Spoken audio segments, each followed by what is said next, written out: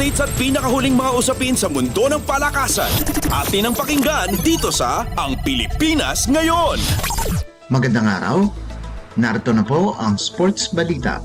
Nakabalik na sa bansa si Gilas Pilipinas naturalized player Justin Brownlee pagkatapos payagan ng FIBA na magpartisipa ito sa FIBA Asia Cup 2025 qualifiers simula itong Pebrero 22. 3 buwang nanatili si Brownlee sa Amerika habang pinagsisilbihan ang provisional suspension na ipinataw sa kanya na nagsimula noong Nobyembre 9 pagkatapos siyang magpositibo sa pinagbabawal na sangkap sa gamot.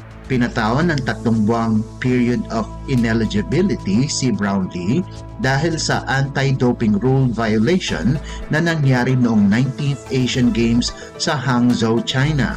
Hindi naglaro ng basketball si Brownlee sa kahit anumang liga at sa katunayan ay hindi man nanood sa laban ng Ginebra sa Commissioner's Cup sa PBA kaya't pinayagan na siyang maglaro sa Gilas laban sa Hong Kong sa Pebrero 22 at sa Chinese Taipei sa Pebrero 25. Subalit kailangang mag-ensayo ng gusto ang 35 anyos na forward dahil 3 buwan na siyang hindi nakakapaglaro ng competitive na basketball. Magsisimula ang ensayo ng Gilas sa Pebrero 15 kung saan makakasama niya ang teammates niya sa Ginebra na sina Jamie Malonzo at Scottie Thompson, kasama din ang iba pang PBA players na sina Junmar Fajardo, CJ Perez, Chris Newsom at Calvin Oftana. Ang mga Japan B-League players na sina AJ Edu, Kai Soto at Dwight Ramos ay kasama din habang ang free agents na sina Carl Tamayo at UAAP Most Valuable Player Kevin Kiambao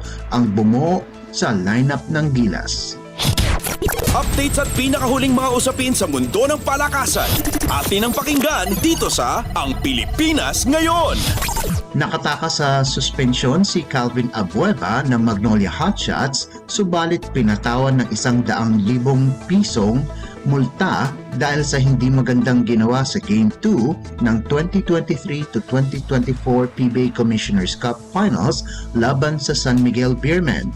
Nagkaroon ng ilang hindi magandang pagsasalita sa pagitan ni Abueva at head coach ng San Miguel na si George Gallant sa 109-85 na pagkatalo ng Magnolia at pagkatapos ng laban ay nakipagsigawan naman siya sa asawa ni Mo Tautua sa hallway ng Mall of Asia Arena. Ayon sa Commissioner's Office, ang multa ay nagmula sa pambabastos ni Abueva sa disability ni Gallant na nakita ng lahat sa Jumbotron o ang malaking telebisyon sa arena pagkatapos ng kanilang sagutan sa 4th quarter ng laban.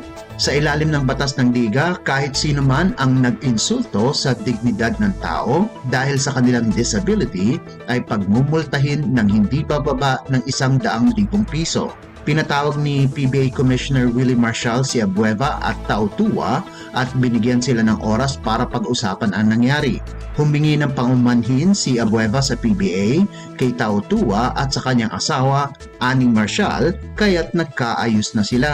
Sinabi din ni Abueva na humingi na rin siya ng paumanhin kay Gallant at tinanggap naman ito ng SMB coach. Updates at pinakahuling mga usapin sa mundo ng palakasan. Atin ang pakinggan dito sa Ang Pilipinas Ngayon.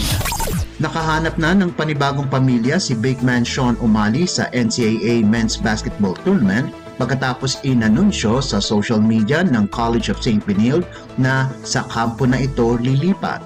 Ang paglipat ni O'Malley ay pagkatapos ng kanyang 3 taong paglalaro sa Lyceum Pirates kung saan siya nag-average ng 10 puntos, 6 na rebounds at 2.4 assists kada laro nitong huling season ng NCAA.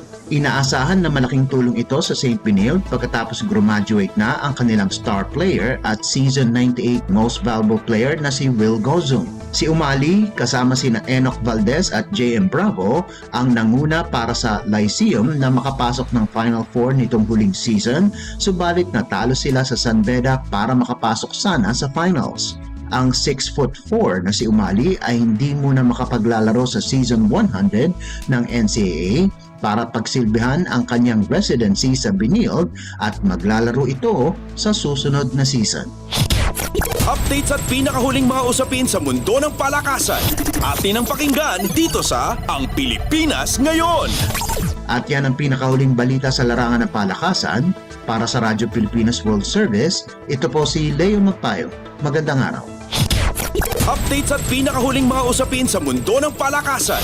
Atin ang pakinggan dito sa Ang Pilipinas Ngayon.